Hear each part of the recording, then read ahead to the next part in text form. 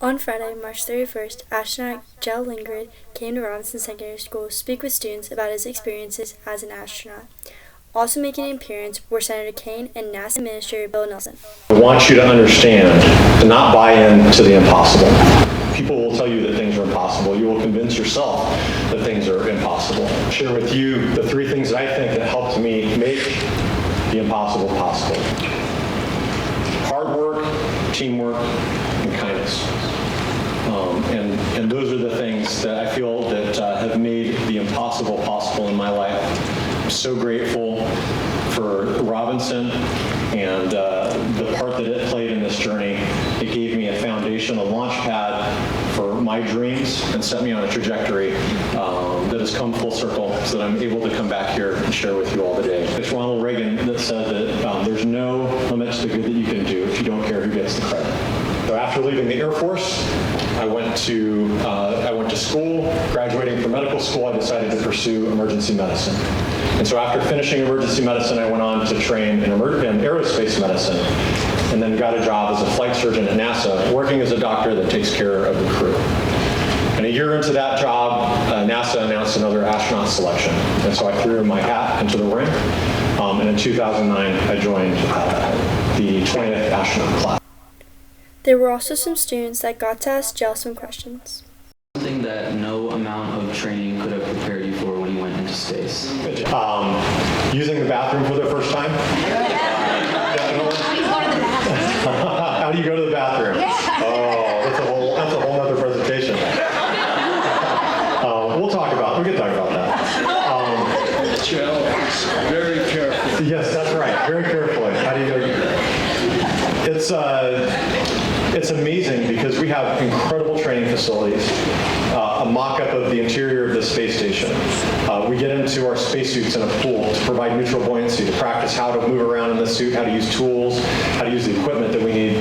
Every single one of those training iterations lacks the biggest change that we experience in space, and that is weightlessness. And so we've got to relearn all of those things. You get to the space station, everything is very familiar. You know how to use the procedures, you know how to use the tools, but now you've got to figure out how to do that floating. And so it takes, for a rookie, about 4 to 6 weeks to really become efficient and effective in that environment, surrounded on all 6 sides by equipment and tools, how to anchor your feet, how to move around without knocking stuff off the wall. After the presentation, Lindgren sat down with journalists to talk more about his experiences. The most unforgettable moment for me as an astronaut. There are so many unforgettable moments. I think when I first learned that I had been selected as an astronaut, I was actually working as a flight surgeon in Star City, Russia, taking care of the crews that were living and training out there. And so to get that call while I was out there in Star City was an amazing thing. And so then to immediately call my family back in Colorado to let them know, that was very exciting. I think the first time I saw the Earth from that low Earth orbit perspective, I remember we were so back in 2015, I was launching on a Soyuz rocket from Kazakhstan, and the launch shroud, during ascent, the launch shroud pulls away because we're kind of beyond the point where the capsule would be needed to pull away in an emergency.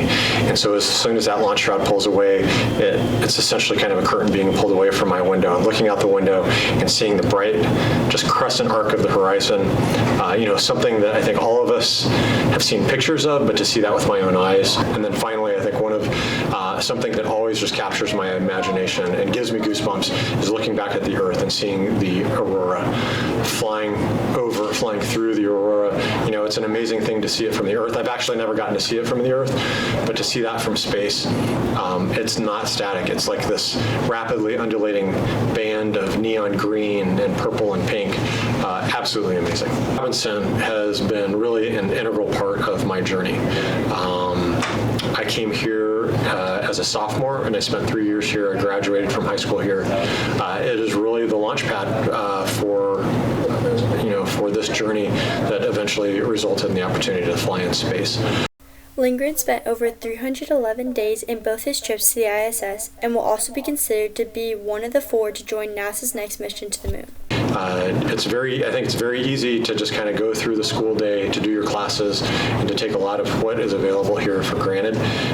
But just open your eyes and see what you have available to you. Take advantage of those things, and dream big. This is something that I'd hoped would come true. This opportunity to become an astronaut, to live and fly in low Earth orbit, and I'm so grateful for the privilege of getting to do this job and getting to share this experience. And I hope I can encourage you to pursue your dreams and make those come true as well.